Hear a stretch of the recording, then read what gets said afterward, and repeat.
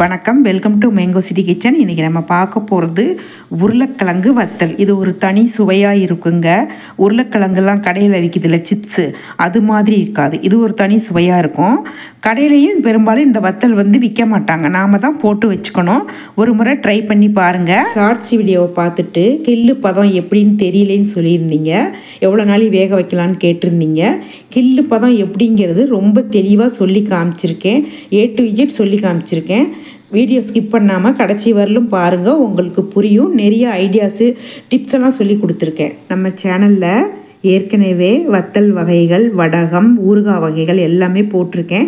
Description பாக்ஸில் link கொடுக்குறேன், பாருங்கள். ஃபஸ்ட்டு நம்ம நைட்டு செய்யக்கூடிய ப்ராசஸை பார்க்கலாம். வாங்க வீடியோக்குள்ளே போகலாம். 4 கிலோ உருளைக்கிழங்கு நான் வாங்கியிருக்கேன். இப்போ பாருங்கள், இப்போ சீசன் தான், நல்லா வாங்கி போட்டு வச்சுக்கலாம். நம்ம வாங்கும்போதே கொஞ்சம் நிறையா வாங்கி போட்டு வச்சுக்கோங்க. இது ரொம்ப சுண்டி போயிடும், காஞ்சிச்சுன்னா ரொம்ப கொஞ்சமாக போயிடும். பொரிக்கும் போது நல்லா புசு புசுன்னு வரும். ஆனால் இப்போ இதை நம்ம தண்ணியில் போட்டு நல்லா ஊற வச்சு 4-5 தடவை கழுவிட்டு வந்துடுறேன். நான் நல்லா சுத்தமாக ஊற வச்சு கழுவுங்க, அப்போ தான் மண் நல்லா வரும். உங்களுக்கு ஐடியா சொல்கிறேன் பாருங்களேன். நம்ம கொஞ்ச நாளைக்கு ஊற வச்சுட்டு தேங்காய் நார் இருக்கு இல்லையா, அதை எடுத்து இப்படி தேய்ச்சி கழுவுனீங்கன்னா சுத்தமாக வந்துடும் நமக்கு இந்த மண்ணெல்லாம். சரிங்களா? நல்லா தெரியுதா? இங்கேயும் மண் இருக்கும், அதெல்லாம் நம்ம சுத்தமாக கழுவிக்கலாம். எல்லாத்தையும் நல்லா கழுவிட்டு கொண்டு வந்து காமிக்கிறேன். சுத்தமாக நல்லா கழுவிட்டு வந்துட்டேன். இப்போ நம்ம பஜ்ஜி போடுவோம் இல்லைங்களா, அதில் ஸ்லைஸாக போடணும். இப்போ நான் உங்களுக்கு போட்டு காமிக்கிறேன். நம்ம தோலோடு தான் இதுக்கு போடுவோம், அதனால தான் நான் நல்லா கழுவ சொன்னேன். மண் போக கிழங்கு எடுத்து முன்னாடி கொஞ்சம் கட் பண்ணிடலாம். இங்கே பாருங்கள், இதை அப்படியே நம்ம கட் பண்ணிவிடுவோம். இப்போ நம்ம ஸ்லைஸ் போடலாம். பாருங்கள், திக்னஸ் பாருங்கள். நான் கையில் எடுத்து காமிக்கிறேன் உங்களுக்கு. ரொம்ப சன்னமாகவும் போக வேண்டாம், ரொம்ப மொத்தமாகவும் போக வேண்டாம்.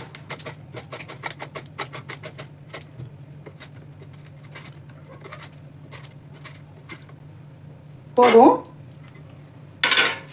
இந்த மாதிரி லாஸ்ட்டாக வர்றதை அப்படியே எடுத்து வச்சிடலாம். இதை இங்கே பாருங்கள், கையில் காமிக்கிறேன் உங்களுக்கு. தெரியுதுங்களா? இது அப்படியே தண்ணியில் போட்டுக்கலாம். உடனே தண்ணியில் போட்டுறணும். இப்படி கிழங்கு ரொம்ப பெருசாக இருந்துச்சுன்னா இதை நம்ம 2ஆக கட் பண்ணிக்கலாம். ஏன் கட் பண்ண சொல்கிறேன்னா, நம்ம பொரிச்சு எடுக்கும்போது எண்ணெய் நிறையா ஊற்றுற மாதிரி இருக்கும், அதனால தான் இதை 2ஆக கட் பண்ணிக்க சொன்னேன். இந்த அளவு கரெக்டாக இருக்கும் நமக்கு. இங்கே பாருங்கள், இது நடுவுலலாம் ஒரு மாதிரி இருக்குது, தெரியுதுங்களா? இது நம்ம எடுத்துடலாம். நல்லதை மட்டும் போட்டு விடலாம். உள்ளே இருக்கிறது பாருங்கள், நமக்கு தெரியவே இல்லை. அது மாதிரி கொஞ்சம் பார்த்து கவனமாக எடுத்து போட்டுக்கலாம். எப்பயுமே ஸ்லைஸ் பண்ணிவிட்டு காமிக்கிறேன். நமக்கு பாருங்கள், வெளியே ஃபுல்லாக நல்லா இருக்குது பார்க்க, உள்ளே தான் இந்த மாதிரி இருக்குது, கெட்டு போயிருக்குது. இதை நம்ம போட வேண்டாம். மறுபடியும் திக்னஸ் காமிக்கிறேன் பாருங்கள். இதோடைய திக்னஸ் இந்த கேப் இருக்கு இல்லைங்களா, தெரியுதா உங்களுக்கு? இந்த கேப் பாருங்கள், கொஞ்சம் பெருசாக இருக்கணும். சப்போஸ் ரொம்ப கொஞ்சம் சன்னமாக இருக்குன்னா கொஞ்சம் பெருசு பண்ணிக்கங்க. இங்கே கொஞ்சம் அமுக்கி விட்டிங்கன்னா கொஞ்சம் பெருசாகிடும். அப்போ உங்களுக்கு கரெக்டான திக்னஸ் சொல்லுவோம். நான் நல்லா க்ளோஸ்அப்பில் காமிக்கிறேன். மறுபடியும் உங்களுக்கு அந்த மாதிரி செய்ய முடியலைன்னா அருவாமனையில் கூட நீங்கள் செஞ்சுக்கலாம். இங்கே பாருங்கள், தெரியுதுங்களா திக்னஸ் உங்களுக்கு? இந்த அளவு இருக்கணும், அப்போ தான் பொரிஞ்சு வரும்போது நல்லாயிருக்கும். ரொம்ப சன்னமாக வேணாம், இதுக்கு மேலே மொத்தமாக போகக்கூடாது. அதுக்கு தான் இவ்வளோ க்ளோஸ்அப்பில் உங்களுக்கு நல்லா விவரமாக காமிக்கிறேன்.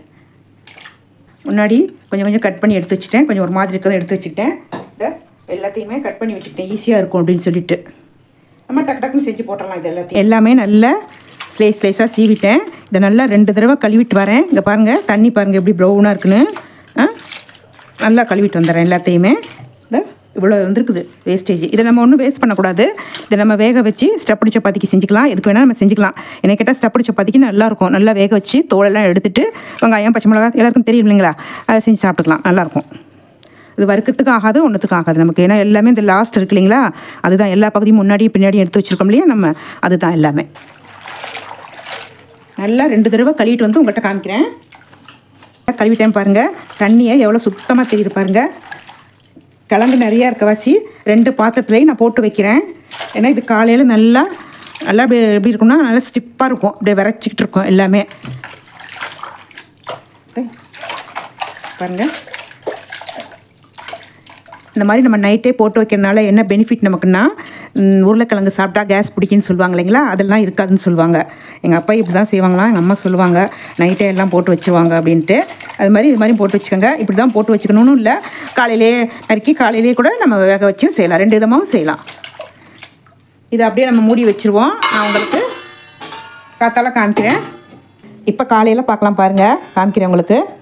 இதையும் காமிக்கிறேன்.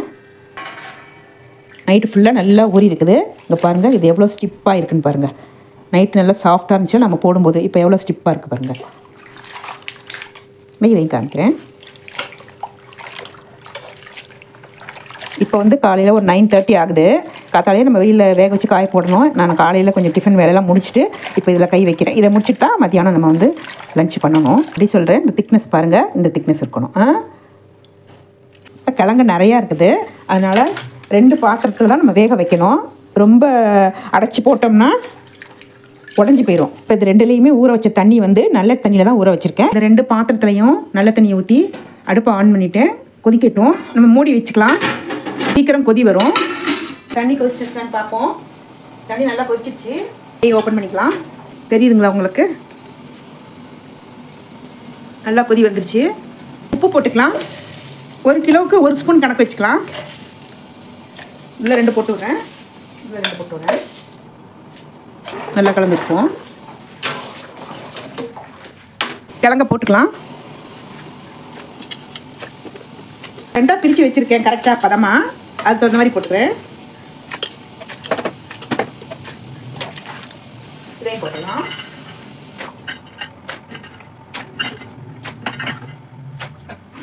நல்லா கலந்து விட்டுக்கலாம். ஒரு 5 நிமிஷம் அப்படியே வேகட்டும். நான் உங்களுக்கு கில்லு பதம் காமிக்கிறேன். அளவுக்கு தக்கன டைம் எடுத்துக்கும். இப்போ கொஞ்சம் நிறையா போட்டுருக்கலாம்னா நம்ம இப்போ இன்னொரு ஸ்பூன் போட்டு விட்றேன். டேஸ்ட் பண்ணேன், கொஞ்சம் போடலான்னு தோணுச்சு. இது நம்ம பொரித்து சாப்பிடும்போது கூட உப்பு போட்டு சாப்பிட்லாம். உப்புத்தூள் மிளகாத்தூள் போட்டு சாப்பிட்லாம். இதே மூடி போட்டுக்கலாம், சட்னா வேகும். இங்கே பாருங்கள், தண்ணி கொதிக்கக்குள்ளாட்டியும் புடலங்காய் பொரியலே பண்ணிட்டேன். நான் சமையல் பண்ணிகிட்டே தான் வத்தலும் போட்டுட்ருக்கேன். பாருங்களேன் பதம் உங்களுக்கு இன்னும் வேகலைன்னு தெரியும் எனக்கு. இருந்தாலும் உங்களுக்கு தெரியறதுக்காக நான் காமிக்கிறேன்.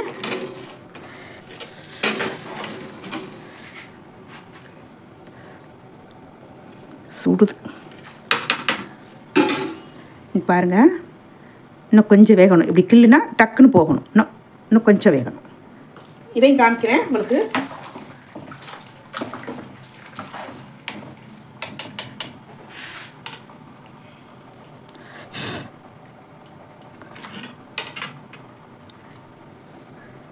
இன்னும் கொஞ்சம் இந்த பாருங்கள், நகம் லேசாக தான் போகுது. இப்படி டக்குன்னு போகணுங்க பாருங்கள். ஊற்றுனேன், டக்குன்னு போகலை. இன்னும் கொஞ்சம் கொலையாக வேக விட்டுறக்கூடாது. அதில் நம்ம கவனமாக இருக்கணும். கூட வச்சுக்கோங்க. அதான் காய் வந்து நல்லா பதமாக வேகும், குழையாமல். நிறையா போட்டிருக்கோம் இல்லையா, அதனால் கொஞ்சம் வேகிறதுக்கு லேட் ஆகுது. அதனால் மறுபடியும் நான் மூடி போட்டு விட்டுட்டேன். ஏற்கனவே ஷார்ட்ஸ் வீடியோ போட்டிருப்பேன், அதில் கொஞ்சமாக தான் காமிச்சிருப்பேன். கொஞ்சமாக செய்கிறவங்க அதை கூட பார்த்து செஞ்சுக்கோங்க. நான் டிஸ்கிரிப்ஷன் பாக்ஸில் கொடுக்குறேன், எண்ட் ஸ்க்ரீன்லையும் போட்டு வைக்கிறேன். அடுப்பு வேறு சின்ன அடுப்பாக கொஞ்சம் லேட் ஆகும் வேகிறதுக்கு. ஒவ்வொருத்தவங்க வேக வைக்கும் பொழுதே மஞ்சத்தூள் போட்டு விடுவாங்க கொஞ்சம். எங்கள் அம்மா போட மாட்டாங்க, அதனால் நானும் போடுறதில்ல. போடுறதுன்னா போட்டுக்கோங்க கொஞ்சமாக. பெரிய அடுப்பில் வச்சா சீக்கிரமாக ஆகிடும். இது என்னாச்சு, ஒரு தடவை வீடியோ எடுக்கும்பொழுது நான் அப்படியே கேமராவை பார்த்துக்கிட்டே கவனிக்காமல் அப்படியே ஊற்றிடுச்சு. நல்ல வேளை மேலே ஊற்றலை. அதனால தான் இப்போ நான் வந்து இங்கே வச்சுருக்கேன். கொஞ்சம் லேட் ஆகுது. கிழங்கு நல்லா வெந்துருச்சு. வெந்த பதம் உங்களுக்கு காமிக்கிறேன்.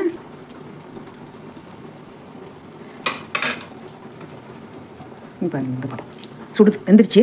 இதையும் காமிக்கிறேன்.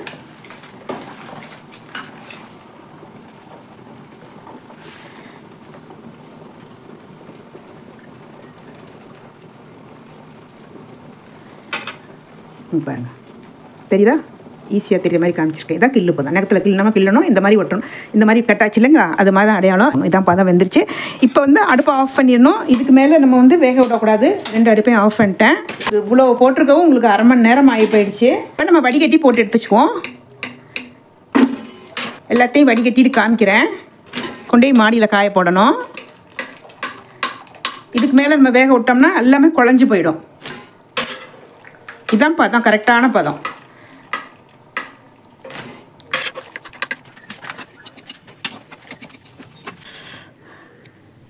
கில்லு பதம். இந்த கில்லு பதம் சூடாக இருக்கப்போ என்னால் நல்லா காமிக்க முடியல. இங்கே பாருங்கள், நல்லா கில்லு பதம் பாருங்கள் வந்துருச்சு. இப்போ கொஞ்சம் ஆறி இருக்கவும் நல்லா எனக்கு கிள்ளி காமிக்க முடியுது. புதியவங்களுக்கு தான் இத்தனை தடவை நான் கிள்ளி காமிக்கிறேன். பாருங்கள், மாடியில் கொண்டாந்து ஒரு பாலித்தீன் ஷீட் போட்டு போடுறேன். பாலித்தீன் ஷீட் இல்லைன்னா காட்டன் துணியில் கூட போடலாம். நல்லா பரப்பி விடுங்க. ஒன்று மேலே இருக்கு இல்லையா, அதெல்லாம் நல்லா முடிஞ்ச வரையிலும் நல்லா ஒத்தையாக பரப்பி விட்டுறணும். நம்ம எல்லாத்தையுமே எல்லாம் அப்படியே போட்டு வச்சுருக்கோம். ஒன்று மேலே இருக்குது, அதை அழகாக பரப்பி விட்டுறலாம். எல்லாமே நல்லா காய வச்சுட்டேன். உங்களுக்கு சாயந்தரமாக காமிக்கிறேன். ஃப்ரெண்ட்ஸ், அப்படியே பாருங்கள், சின்ன வெங்காயம் தாளிப்பு வடகம் போட்டிருக்கேன். அப்படியே என்ன போட்டிருக்கேன்னு காமிக்கிறேன். உருளைக்கிழங்கு வத்தலும் போட்டிருக்கேன், இன்றைக்கி தான் போட்டிருந்தேன். அப்படியே என்ன பண்ணிட்டாங்க, மாங்காவும் வாங்கிட்டு வந்துட்டாங்க. சரின்ட்டு இந்த வத்தலை வேவிச்சு போட்டுட்டு அதுக்கப்புறம் மாங்காவையும் கட் பண்ணி உடனே போட்டுட்டேன். மாங்காய் வந்து 1 மணி நேரம் இல்லாட்டி 1.5 மணி நேரம் வெயிலில் வச்ச பிறகு தான் நான் செய்வேன். அதுக்காக அதையும் போட்டிருக்கேன். பாருங்கள், பக்கத்துலேயே எல்லாம் ஒரே நாளாக வாங்கிட்டு வந்துட்டாங்க. என்ன பண்ணுறது, மாங்காய் வைக்கக்கூடாது, உடனே போட்டுடணும் ஊறுகாய்க்கு வாங்கின உடனே. அதான் ரெடி பண்ணியிருக்கேன், அதையும் பாருங்கள். இப்போ நைட்டு எல்லாம் எடுத்து வச்சுட்டேன் பிளேட்டில், காய வச்சதெல்லாம்.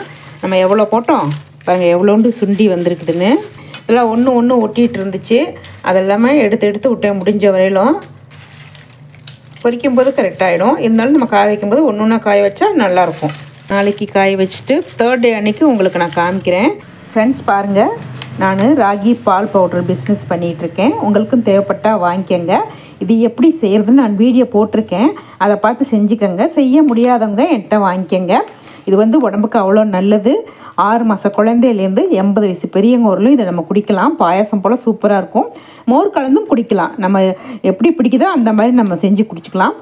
நம்மளுடைய சேனலில் ப்ளேலிஸ்ட்டில் பார்த்தீங்கன்னா இருக்கும், ராகி பால் பவுடர் ரெசிபின்னு போட்டிருக்கேன். அதை கிளிக் பண்ணி பாருங்கள். இதை வச்சு என்னென்ன செய்யலான்னு போட்டிருக்கேன்.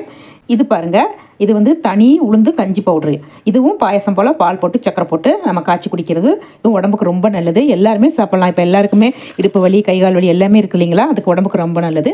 தனி அரிசி போடாமல் தனியாக உளுந்தை மட்டும், கருப்பு உளுந்தை மட்டும் வச்சு செய்கிறது இது பாருங்கள். இது வந்து கருப்பு உளுந்து களி மிக்ஸ். இது நம்ம களி கிண்டி சாப்பிடுவோம் இல்லையா, நல்லெண்ணெய்லாம் ஊற்றி பனவெல்லாம் போட்டு, அந்த பவுட்ரு. இதுவும் சேல்ஸ் பண்ணுறேன். உங்களுக்கு தேவைப்பட்டால் வாங்கிக்கோங்க. நான் உங்களுக்கு நம்பர் வந்து ஸ்க்ரீனில் போடுறேன், ஆர்டர் பண்ணி வாங்கிக்கோங்க. பாருங்கள், நல்லா காஞ்சிடுச்சு. சத்தம் கேட்குதுங்களா உங்களுக்கு? நம்ம எவ்வளோ போட்டோம், எவ்வளோ சுருங்கி வந்துருச்சு பாருங்கள். அதனால தான் இது பெரும்பாலும் கடைங்கள்லாம் விற்க மாட்டாங்க. நம்ம வீட்டில் தான் போட்டு வச்சுக்கணும் நம்ம இதை. இப்போ உங்களுக்கு நான் பொரித்து காமிக்கிறேன். கடலை எண்ணெய் ஊற்றி வச்சுருக்கேன், எண்ணெய் காஞ்சிடுச்சு, பொரித்து எடுத்துக்கலாம். நம்ம நல்லா வெடிச்சு பொரியும். நல்ல பதமாக பொரித்து எடுத்துக்கோங்க. இன்னொரு ஈடு போடுறேன்.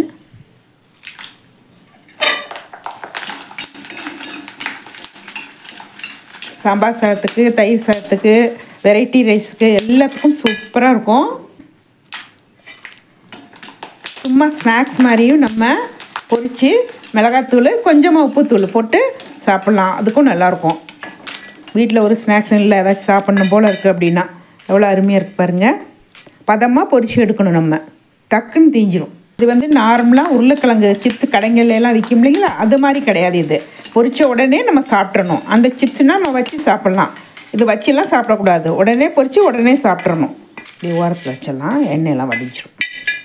நம்ம இந்த உருளைக்கிழங்கு வத்தலை இப்படியே சாப்பாட்டுக்கு இப்படியே நாங்கள் தொட்டுக்குவோம் அம்மா வீட்டிலலாம். இதை வந்து ஒரு பாத்திரத்தில் போட்டுக்கலாம். போட்டுட்டு கொஞ்சம் உப்புத்தூள், ஏற்கனவே உப்புத்தூள் போட்டிருக்கோம், அதனால் கொஞ்சமாக பார்த்து போட்டுக்கணும். வேக வைக்கும்போது உப்பு போட்டிருக்கோம் இல்லையா, அதனால் இப்போ மிளகாத்தூள் கொஞ்சம் போட்டு நல்லா குலுக்கி விட்டுக்கணும். இப்படியும் சாப்பிட்லாம் ஸ்நாக்ஸ் மாதிரி, நம்ம இஷ்டம்தான். எல்லாத்தையும் படுற மாதிரி குலுக்கிக்கணும். பொரிச்ச உடனே செஞ்சிங்கன்னா நல்லா இந்த எண்ணெய் கொஞ்சம் கொஞ்சம் இருக்கும் இல்லைங்களா, நல்லா ஒட்டிக்கும். அருமையாக இருக்குது. அது பாட்டுக்கு போய்டும் பொரிச்சு வச்சா. இதை நம்ம முதல் நாள் நைட்டே தண்ணியில் ஊற வச்சு தானே வத்தல் செய்கிறோம். கேஸெல்லாம் இருக்காது, பயப்படாமல் சாப்பிட்லாம். நீங்கள் இப்படியே எடுத்து கூட சாப்பிட்லாம். நம்ம இது ஸ்நாக்ஸ் மாதிரி சாப்பிட்லாம். இது பார்த்திங்கன்னா எங்கள் புகுந்த வீட்டில் வந்து ரொம்ப வத்தல் போடுற பழக்கம்லாம் கிடையாது. இந்த வத்தல் ஃபுல்லாமே அம்மா வீட்டு பழக்கம் தான் இது எல்லாமே.